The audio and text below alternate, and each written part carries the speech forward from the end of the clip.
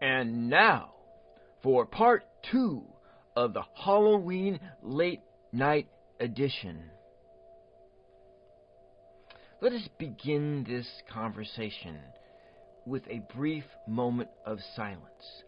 Silence for All Saints and Souls Day and for our distant ancestors who made us who we are today. I want to remember my father, my physics professor Dr. D, my Aunt G, my grandparents, 3 high school classmates whose lives were cut tragically short, and the dogs, Happy, Brenda, Ranger, Milo, Odo, and the cats, Grace and Jack, whose spirits still dwell in my house and appear to me late at night when I am under high anxiety or when other things visit. I myself have had many strange encounters with beings in my dream life. To this day, I have a hard time reading anything about alien abduction experiences. Now, when I was a teenager, I read every book I could find on UFOs or UAPs. I read so many of these, and I was so fascinated by this subject that I wanted to be a ufologist when I grew up. Then I chanced across this novel called Communion by Whitley Strieber. And I think I read it in my early 20s when I was in college. And this book triggered something in me. Something in it reminded me of something. It triggered me. Now, around the time of the first Gulf War, Desert Storm, which began in January 1990, I had to leave college because I had broke myself. I mentioned in a previous episode that I have a learning disability called APD, or audio processing disorder. As a side note, my mother, whose name also starts with an L, and Uncle L and their father also have audio processing disorder. For me, I had a hard time learning. In 1990, I was 22 years old. I was a student at Linfield College studying physics, and I didn't know that I had audio processing disorder. And I was struggling with the calculus, and I was struggling with the general physics.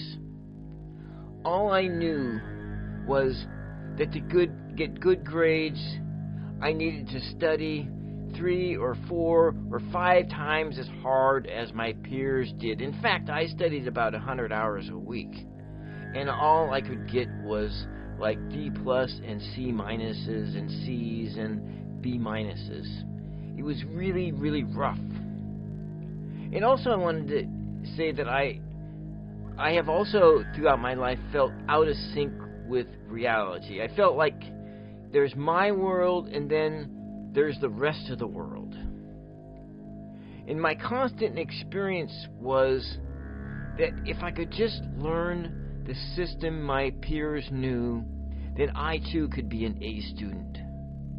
I felt like that was why I wasn't an A student, because they knew something. They had some secret knowledge, some hidden knowledge, and they weren't telling me. And none of the teachers and everything were telling me about this system. And so I always felt like I should have achieved more academically. And I'll just leave it at that. I know that sounded pretty random and pretty crazy. But what I'm trying to say is that I broke myself. I pushed so hard against my limits that I became so exhausted that I broke my body, and I entered into a period of severe anxiety. And to this date, I still suffer with anxiety at the age of 55. My experience with these beings comes in the form of dreams, or in this case, night terrors, of contact with beings from flying saucers. I would see flying saucer up in the sky, a glowing thing, and then the next thing I know, they were in my front yard and I was being floated into the flying saucer.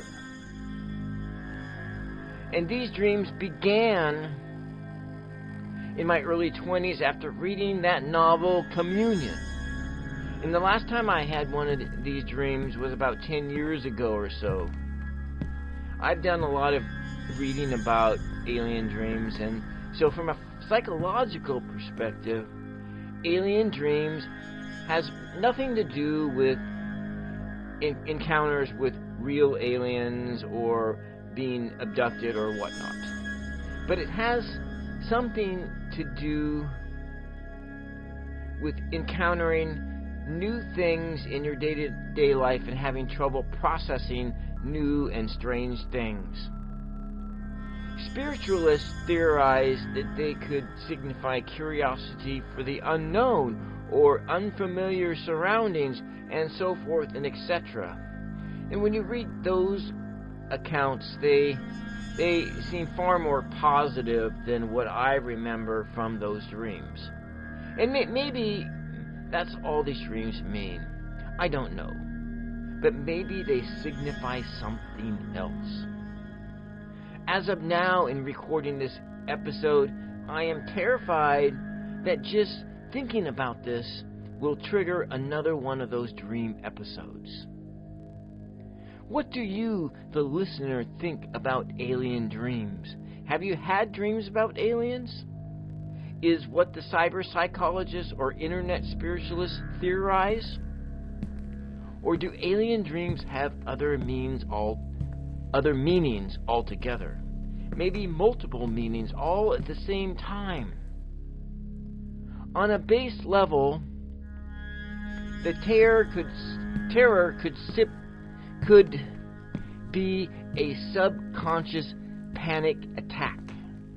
A panic attack in a dream.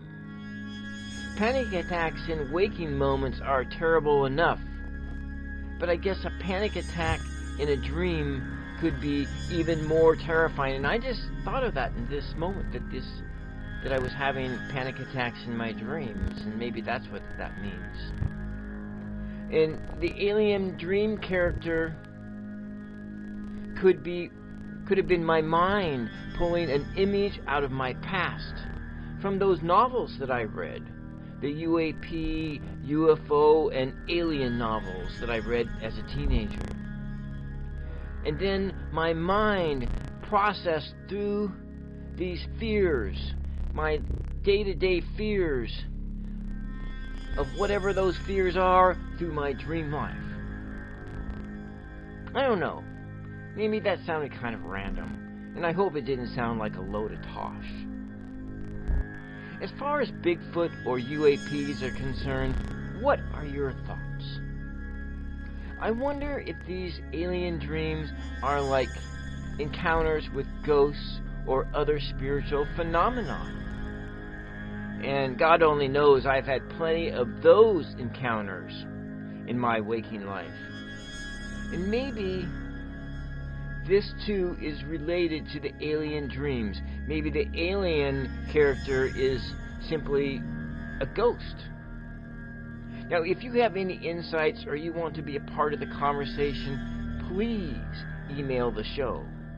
The address is listed under the channel's About tab, as well as in the description box below. And that's all for now. The next episode will be arriving in YouTube on 11/11 at 11 a.m. And at that exact moment, I will be at the Willamina Coastal Hills Art Tour, displaying my art, books, and hand-painted cards. And hopefully I will sell lots of my work. I got my fingers crossed, and I'm knocking on wood. Well, good day, good night, good morning, wherever you may be. May God or Gaia or the Brahma or the source of all that there is bless you and keep you safe. Till the next time, this is W.J. Lindberg signing off.